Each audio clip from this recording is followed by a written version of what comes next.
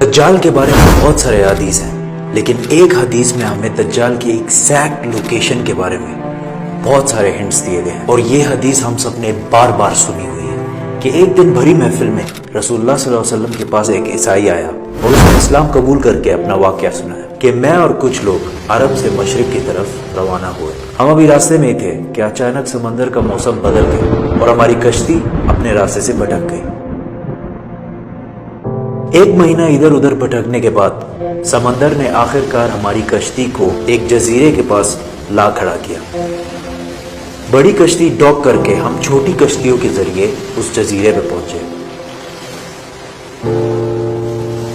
اور وہاں ہماری ملاقات ایک عجیب قسم کے مخلوق سے ہوئی جو بالکل کالا اور جسم پر بہت زیادہ بال تھے اس کے، اور اس نے اپنا نام جساسا بتایا۔ ہم نے اس سے پوچھا تم کیا چیز ہو، کیا مخلوق ہو؟ اس نے بولا مجھے چھوڑو، وہ ادھر ایک مندر ہے، ادھر جاؤ، وہاں ایک شخص تمہارا بہت شدت سے انتظار کر رہا ہے۔ اندر ہم نے ایک شخص کو زنجیر میں بندھا ہوا دیکھا اور اس نے ہم سے 3 سوال پوچھے کہ مجھے بیسان کے درختوں کے بارے میں بتاؤ، کیا اس میں کوئی فروٹ پھل وغیرہ ہے؟ ہم نے کہا بالکل، وہاں بہت فروٹس پھل وغیرہ ہے۔ اس نے کہا بہت جلد وہاں کچھ بھی نہیں ہوگا۔ پھر اس نے پوچھا مجھے لیک آف تبریہ کے بارے میں بتاؤ، کیا اس میں پانی ہے یا نہیں ہے؟ ہم نے کہا وہاں بہت پانی پڑا ہوا۔ اس نے کہا بہت جلد یہ بھی خشک ہو جائے گا۔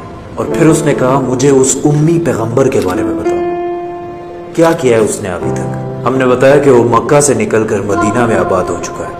اس نے کہا کیا واقعی وہ یثرب مدینہ آ چکا ہے؟ یہ کہتے ہی اس نے کہا کہ اب میں بتاتا ہوں کہ میں کون ہوں۔ میں ہوں دجال، اور بہت جلد میں اپنی قید سے آزاد ہو جاؤں گا اور تمام علاقوں میں جاؤں گا سوائے مدینہ یعنی یثرب کے۔ رسول اللہ صلی اللہ علیہ وسلم نے تمام لوگوں کو مخاطب کر کے کہا اے لوگو، یہ ہے یثرب مدینہ۔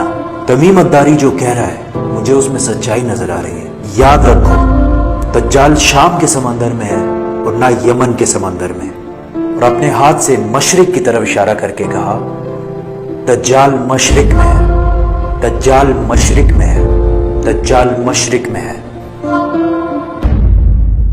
اب سمپل سی بات ہے، ایز وی نو کہ مشرق کی طرف سفر کے بعد ان کی کشتی ایک جزیرے پہ رکی تھی۔ So let's just find out all the islands east of Medina. مدینہ کے ایسٹ میں there's the famous Arabian Sea، اور اس میں مینلی 4 جزیرے پائے جاتے ہیں: Lakshadweep island in India, Socotra island in Yemen, Masirah island in Oman, and Astola in Pakistan. حدیث میں کلیئرلی فرمایا گیا ہے کہ دجال یمن کے سمندر میں نہیں ہوگا، تو یہ 2 آئلینڈز تو نکل گئے۔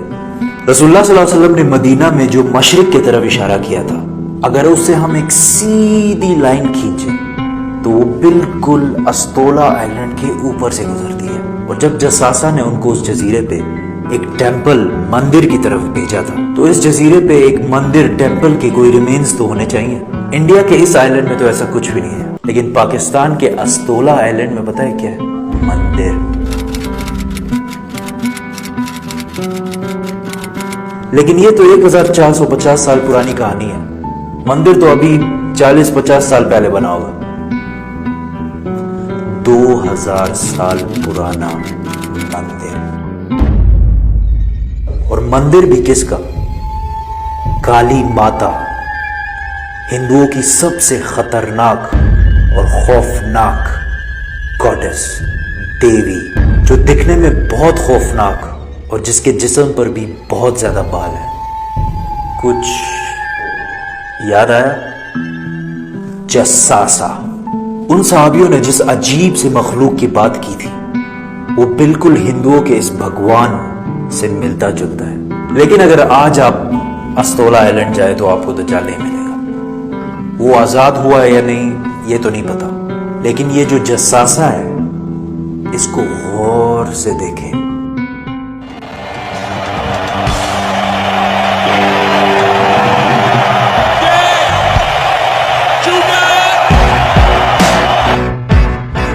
نائنٹین 70 کے امریکن میوزک انڈسٹری کے سب سے بڑے بینڈز میں سے ایک بینڈ رولنگ سٹونز ہے۔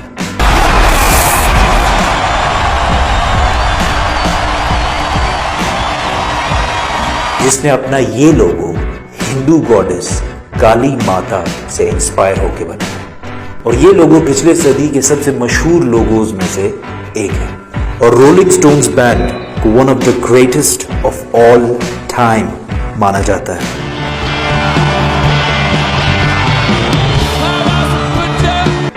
ون وے اور دی ادر، دجال کے جزیرے والے جساسہ کا پوری دنیا کے میوزک انڈسٹری اور فلم انڈسٹری کو شیپ کرنے میں بہت بڑا ہاتھ ہے۔ کوئنسیڈنس اور maybe not.